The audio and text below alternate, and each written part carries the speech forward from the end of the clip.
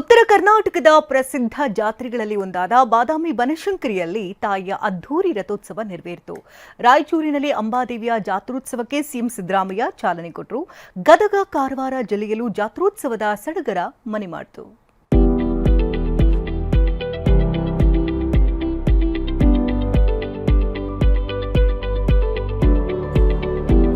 ಎಲ್ಲೆಲ್ಲೂ ಹಬ್ಬದ ಸಂಭ್ರಮ. ಕಣ್ಣು ಹಾಯಿಸಿದಷ್ಟು ದೂರವು ಭಕ್ತಸಾಗರ. ತಾಯಿ ಬನಶಂಕರಿಯ ನಾಮಸ್ಮರಣೆ. ಉತ್ತರ ಕರ್ನಾಟಕದ ಪ್ರಸಿದ್ಧ ಜಾತ್ರೆಗಳಲ್ಲಿ ಒಂದಾಗಿರೋ ಬಾದಾಮಿ ಬನಶಂಕರಿ ಜಾತ್ರೆಗೆ ನಿನ್ನೆ ಚಾಲನೆ ಸಿಕ್ಕಿದೆ. ಬಾಗಲಕೋಟೆ ಜಿಲ್ಲೆ ಬಾದಾಮಿ ತಾಲೂಕಿನ ಬನಶಂಕರಿಯಲ್ಲಿ ಅದ್ಧೂರಿ ರಥೋತ್ಸವ ಮೂಲಕ ಜಾತ್ರೆಗೆ ಚಾಲನೆ ಸಿಕ್ಕಿದೆ. ಶಕ್ತಿ ದೇವಿಯ ರಥೋತ್ಸವಕ್ಕೆ ಲಕ್ಷಾಂತರ ಭಕ್ತರು ಸಾಕ್ಷಿಯಾದರು. 1 ತಿಂಗಳು ಬನಶಂಕರಿ ಜಾತ್ರೋತ್ಸವ ನಡೆಯಲಿದೆ.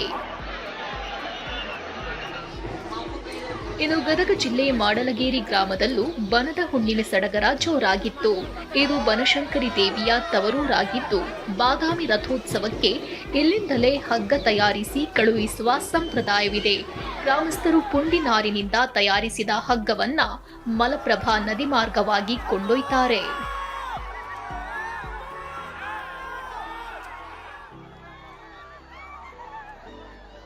ಅಮ್ಮ ಕೊಟ್ಟಿದ್ದು ವರಾರಿ ಇದು. ಇಲ್ಲಿಂದನೇ ಹಗ್ಗ ನಾವು ಪ್ರತಿ ವರ್ಷ ಹೋಗ್ತೀವಿ. ಈ ಊರೊಳಗೆ 6 ಮನೆತನಗಳದಾವು. 6 ಮನೆತನದೊಳಗೆ ಪ್ರತಿ ವರ್ಷ ಒಂದೊಂದು ಮನೆತನಕ್ಕೆ ಏನಾಗ್ತೈತಿ, ಹಗ್ಗದ ಒಂದು ಉಸ್ತುವಾರಿನ ಕೊಟ್ಕೋತ ಹೋಗ್ತಾರ. ಆ ಮನೆತನದವರ ಇದರ ಜವಾಬ್ದಾರಿಯನ್ನ ತಗೊಂಡು ಹಗ್ಗವನ್ನ ತಗೊಂಡು ಹೋಗ್ತಾರ. ಕನಿಷ್ಠ ಇದು 3 ರಿಂದ 4 ಕ್ವಿಂಟಲ್ ಹಗ್ಗ ಇರ್ತೈತಿ. ರಾಯಚೂರಿನ ಅಂಬಾದೇವಿ ಜಾತ್ರೋತ್ಸವಕ್ಕೆ ಸಿಎಂ ಚಾಲನೆ. ರಾಯಚೂರು ಜಿಲ್ಲೆ ಸಿಂಧನೂರಿನ ಆರಾಧ್ಯ ದೈವ ಅಂಬಾದೇವಿಯ ಜಾತ್ರಾ ಮಹೋತ್ಸವಕ್ಕೂ ವಿದ್ಯುಕ್ತ ಚಾಲನೆ ಸಿಕ್ಕಿದೆ. 400 ವರ್ಷಗಳ ಇತಿಹಾಸವಿರುವ ಜಾತ್ರೋತ್ಸವಕ್ಕೆ ಸಿಎಂ ಸಿದ್ದರಾಮಯ್ಯ ಚಾಲನೆ ನೀಡಿದ್ರು. ಲಕ್ಷಾಂತರ ಭಕ್ತರು ಅಂಬಾದೇವಿಯ ಜಂಬೂ ಸವಾರಿಯನ್ನ ಕಣ್ತುಂಬಿಕೊಂಡ್ರು. ಅಂಪನಗೌಡ ಬಾದರ್ಲಿ ಅವರು ಬಹಳ ಬುದ್ಧಿವಂತರು. ನಾನು ದೇವರ ಕಾರ್ಯಕ್ರಮಕ್ಕೆ ಬರಬೇಕು, ಅದನ್ನು ಉದ್ಘಾಟನೆ ಮಾಡಬೇಕು ಅಂತಂದ್ರೆ ಬರದೇ ಇರಬಹುದು ಅಂತೇಳಿ ಗ್ರಹಿಸ್ಕೊಂಡು ನನಗೆ ಹೇಳಿರ್ಲಿಲ್ಲ ಅಂತ ಅನ್ಸುತ್ತೆ. ಇಲ್ಲಿ ಬಂದ್ಮೇಲೆ ಗೊತ್ತಾಯ್ತು ಅಂಬಾದೇವಿಯವರ ಜಾತ್ರೆ ಇದೆ, ಆ ಜಾತ್ರೆನ ಉದ್ಘಾಟನೆ ಮಾಡಬೇಕು, ಅದ್ರ ಜೊತೆಗೆ ಅಭಿವೃದ್ಧಿ ಕಾರ್ಯಕ್ರಮಗಳಿಗೆ ಶಂಕುಸ್ಥಾಪನೆಯನ್ನು ಕೂಡ ಮಾಡಬೇಕು ಅಂತಕ್ಕಂಥದ್ದು ಗೊತ್ತಾಯಿತು. ನಾನು ಬಹಳ ಸಂತೋಷದಿಂದ, ಸಂಭ್ರಮ ಸಡಗರದಿಂದ ಈ ಕಾರ್ಯಕ್ರಮವನ್ನ ಉದ್ಘಾಟನೆಯನ್ನ ಮಾಡಿದ್ದೇನೆ. ದೇಶದಲ್ಲಿರೋ ದೇವಿ ಶಕ್ತಿಯ 18 ಶಕ್ತಿಪೀಠಗಳಲ್ಲಿ ಇದು ಕೂಡ ಒಂದಾಗಿದೆ. ಭಕ್ತರು ರಥಕ್ಕೆ ದಂಡುಬಾಳೆ ಹಣ್ಣುಗಳನ್ನ ಎಸೆಯುವ ಮೂಲಕ ತಮ್ಮ ಹರಕೆ, ಇಷ್ಟಾರ್ಥ ಪ್ರಾಪ್ತಿಗಾಗಿ ಪ್ರಾರ್ಥಿಸಿದ್ರು. ಇನ್ನು 1 ವಾರ ಜಾತ್ರಾ ಮಹೋತ್ಸವ ನಡೆಯಲಿದೆ. ಕಾರವಾರದ ಸಮುದ್ರ ನಡುಗಡ್ಡೆಯಲ್ಲಿ ಜಾತ್ರಾ ಸಂಭ್ರಮ. ಪ್ರಸಿದ್ಧ ಜಾತ್ರೆಗಳಲ್ಲಿ ಒಂದಾದ ಕುರುಂಗಡ ದೇವರ ಜಾತ್ರೆ ಇವತ್ತು ನಡೀತಾ ಇದೆ. ಈ ಜನವರಿ ತಿಂಗಳಿನಲ್ಲಿ ಬರುವಂತಹ ಹುಣ್ಣಿಮೆಯ ಸಮಯದಲ್ಲಿ ಜಾತ್ರೆ ನಡೆಯುತ್ತೆ. ಜಾತ್ರೆಗೆ ಇವತ್ತು ಬಹಳಷ್ಟು ಜನರು ಹೋಗ್ತಾ ಇದ್ದಾರೆ. ನೀವು ದೃಶ್ಯದಲ್ಲಿ ನೋಡಬಹುದು, ಎಲ್ಲರೂ ಸಹಿತ ಮೀನುಗಾರರ ಬೋಟನ್ನೇ ಹತ್ತಿ ಹೋಗ್ತಾರೆ. ಕಾರವಾರದ ಬೈಥಕಲ್ ಬಂದರಿನಿಂದ ಸುಮಾರು 10 ಕಿಲೋಮೀಟರ್ ದೂರದಲ್ಲಿ ಸಮುದ್ರದ ಮಧ್ಯೆ ಈ ನಡುಗಡ್ಡೆ ಇದೆ. ಸಮುದ್ರ ಮಧ್ಯೆ ನೆಲೆಸಿರೋ ನರಸಿಂಹ ದೇವರ ಜಾತ್ರೆ ವಿಜೃಂಭಣೆಯಿಂದ ನಡೆಯಿತು. ರಾಜ್ಯ, ಹೊರ ರಾಜ್ಯದ ನೂರಾರು ಭಕ್ತರು ಬೋಟ್ಗಳಲ್ಲಿ ತೆರಳಿ ದೇವರ ದರ್ಶನ ಪಡೆದ್ರು.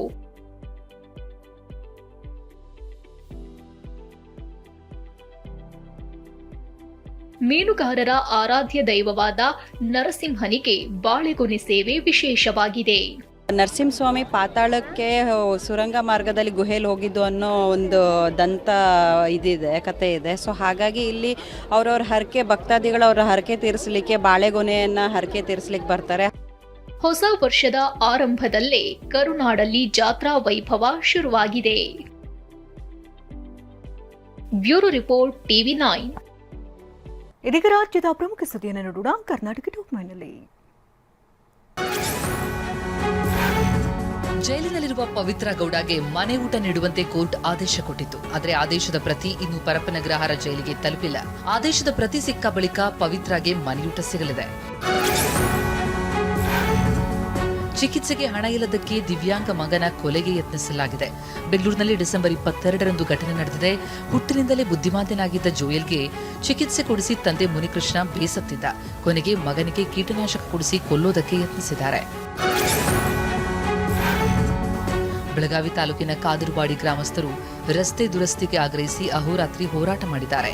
ಬೆಳಗಾವಿ ಕ್ಲಬ್ ರಸ್ತೆಯಲ್ಲಿರುವ ಕರ್ನಾಟಕ ಗ್ರಾಮೀಣ ರಸ್ತೆ ಅಭಿವೃದ್ಧಿ ಸಂಸ್ಥೆ ಕಚೇರಿಯ ಬಳಿ ಧರಣಿ ನಡೆಸಿದರು.